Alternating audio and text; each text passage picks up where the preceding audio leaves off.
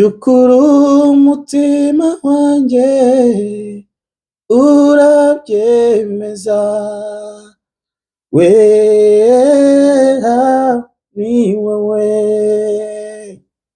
Haleluya. Imana ibaha umugisha, nabyo birashoboka. Imana ikomeze ibagirire neza. Rero tugiye kubagezaho amakuru, mbahaye ikaze kandi ku biganiro byacu. Twizere ko aho muri mumerewe neza kandi n'abari mu byago Imana ikomeze kubarinda ibyago.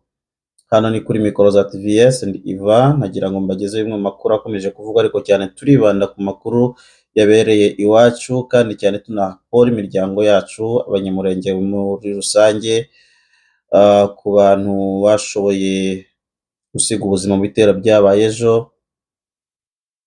Hanyuma nta kundi niko mu isi bigenda, kubyihanganira, ariko kandi amakuru dufite ni amakuru meza, nicyo gituma turirimba. Nubwo biriho gutyo, mu bihe byose tujye dushima Imana, ariko kandi tunashimira n'ingabo zacu ziri ku murongo w'urugamba, zikomeje kurwanira ubwoko bwacu, kandi Imana ibaha umugisha cyane.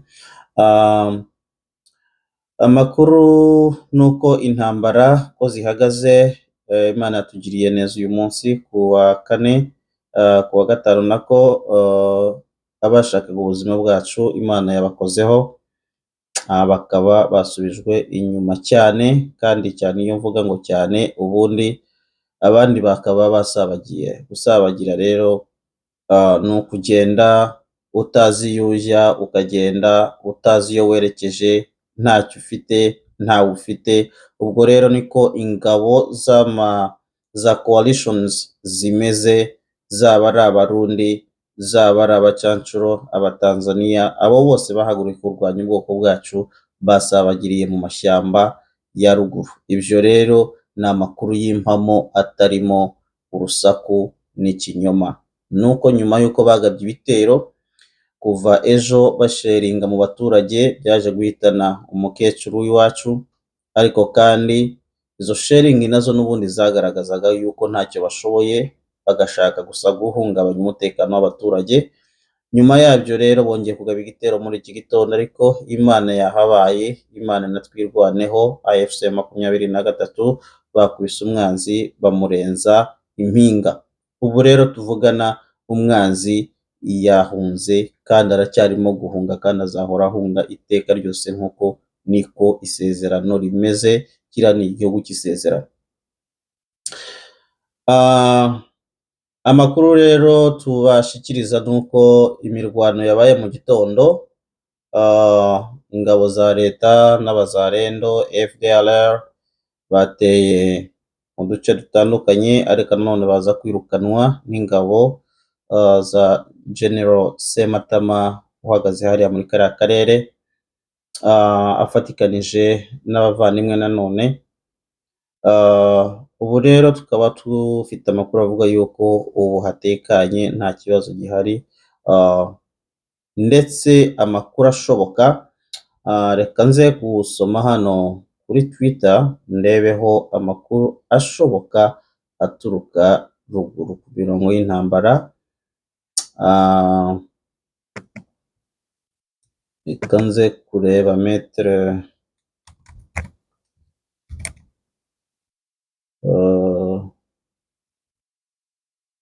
Fidel,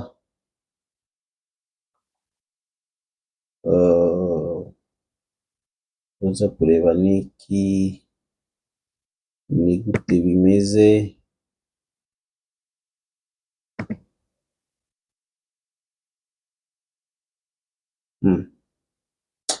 Ntacyo arashiraho noneho.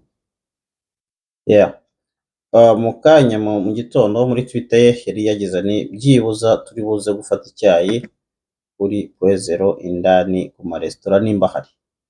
Nibyo yari yashikirije. So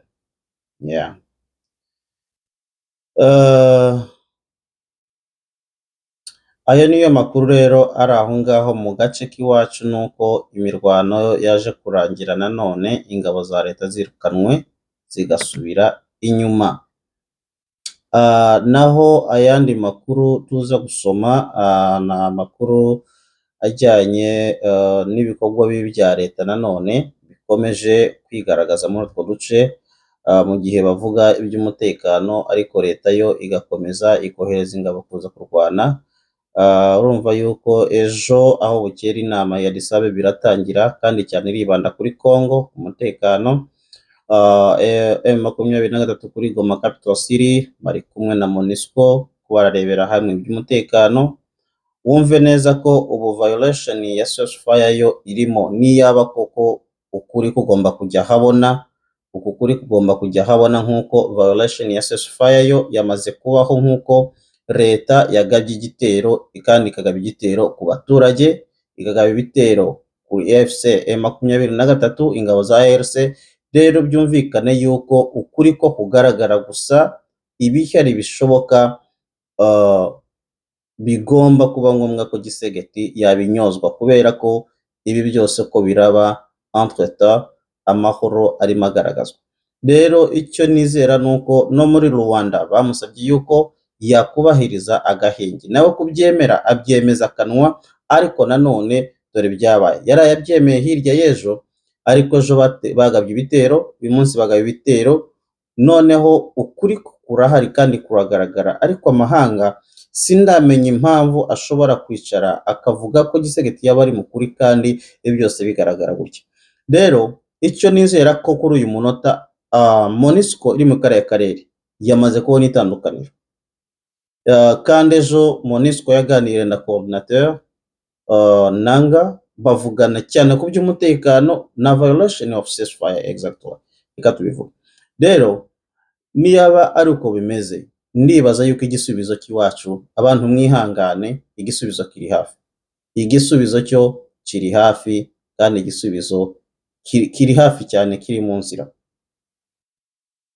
Nk'uko byamaze kugaragara, ibi ngibi bizashirwa mu nama ejo yuko habaye violation, intambara zarabaye, kandi nashimira cyane Nduhungirehe, Imana ijye iguha umugisha, ukomeje kuvuganira abantu b'iwacu mu mahanga.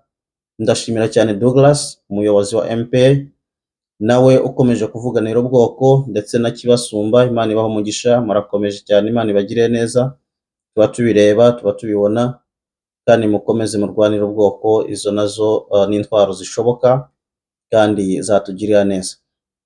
Rero ndabashimira cyane abo bantu ndetse n'abandi ntavuze amazina n'abandi ntazi, mukomeje kuvuganira ubwoko. Imana ibaha umugisha. Ndibaza yuko ejo hazaba final point kandi amakuru azaba ari meza nyuma y'iriya nama y'ubumwe bwa Afurika iri bubere i Addis Ababa. So rero violation of ceasefire has been occurred. So rero Gisegeti agomba kubinyozwa mu nama y'ejo, hanyuma ndizera ko abantu b'iwacu turibuze kubona amahoro kandi Imana ibagiriye neza. Rero biravuga ko intambara zabaye, Gisegeti nubwo yakomeza kuzana ibyo bintu, ariko nanone amakuru yizewe nuko abanzi bacu basubijwe inyuma, nubwo abasoda baza ari benshi basabagira kwinshi. Turabishimira Imana. Rero ikindi turaza kongera nanone kuvuga kuri yindi front nayo bivuga yuko intambara nyuma yuko AFC ingabo za M23 zirekuye ako gace, turajya muri Pinga.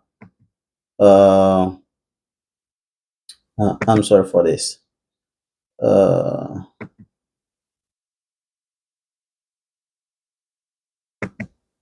This is to be, yeah. Okay.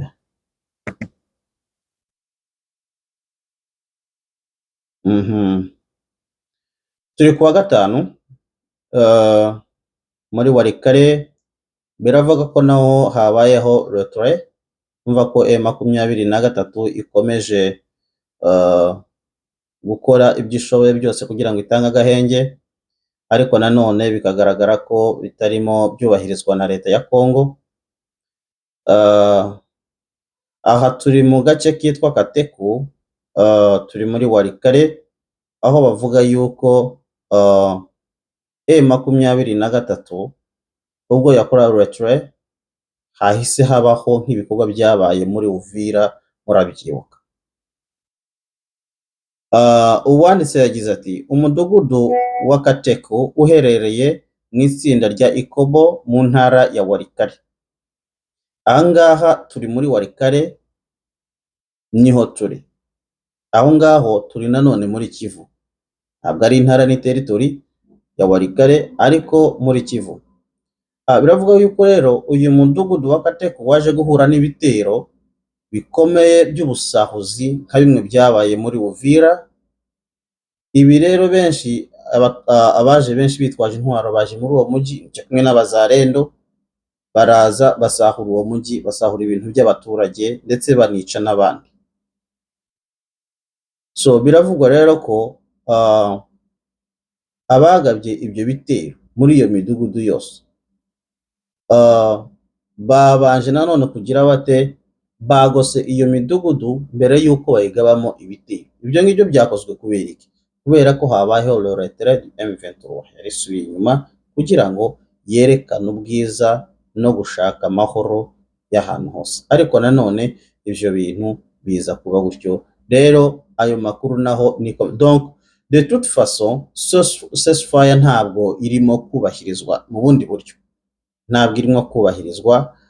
Rero ivyo ngivyo bigatera imbaraga niyenda amahanga nk'uko araba arimo kubireba. Bikaba rero bivuga yuko aho naho haje kuba icyo kibazo, ariko rero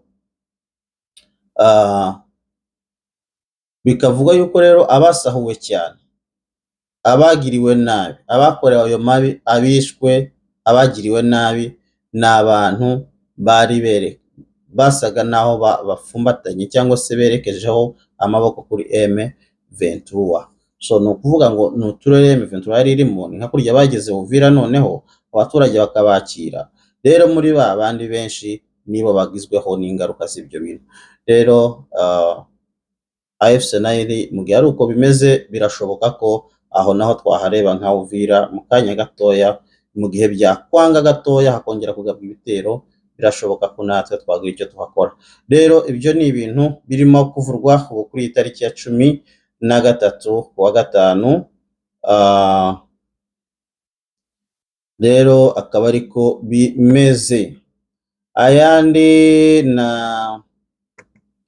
nanone AFC hari ahandi hantu bavuga ko yarekuye muri Pinga ahitwa Buhaya, aho ngaho naho yari yaharekuye yigira inyuma. Ni ukuvuga ngo muri utwo duce tubiri twa kamwe narenze ka Ekebu n'aka ka kabiri nabyo M20 yari yabirekuye. Ibyo rero bikavuga ko ari ugushakisha amahoro.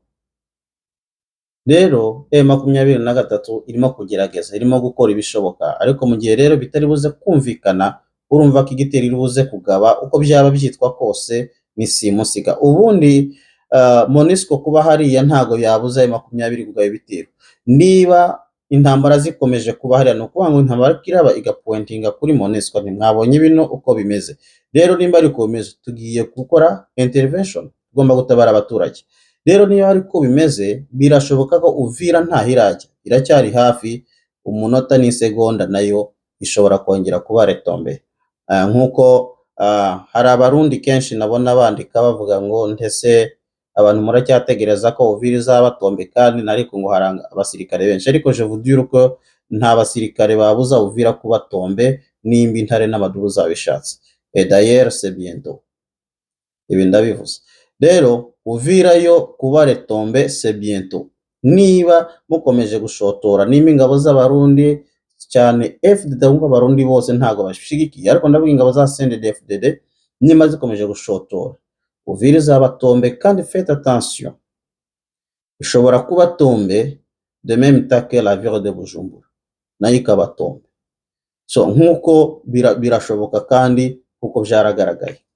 So rero amakuru nayo ngayo gusa, twara kugira ngo tubwire abantu mugire imbaraga, mwishime, uyu ni umunsi w'intsinzi. Ubu ingabo zihetse isezerano ko zirakora akazi neza, kandi mwishimane nazo, mugire amahoro. Rero kubijyanye na diplomasiya nanone nanze gukora ikiganiro kirekire, ariko nuko ubu nyine hariho ama-entretien, ni ukuvuga ngo abantu benshi bazitabira ibyo biganiro bamaze kugerayo, barimo kuganira ku ruhande, kuganiriza abaho, ukaganiriza ukumva ko ibintu byaba bihagaze. ubu rero nkaba nshimira cyane diplomasi y'u Rwanda bakomeje nabo kutugira priority muri iki gihe cy'ibibazo. Rero Imana ibaha umugisha nabo. Rero uko bimeze nuko bihagaze, ahasigaye mugire ibihe byiza, tuzongera ejo ku wa gatandatu kugira ngo tumenye neza uko ibintu byifashe.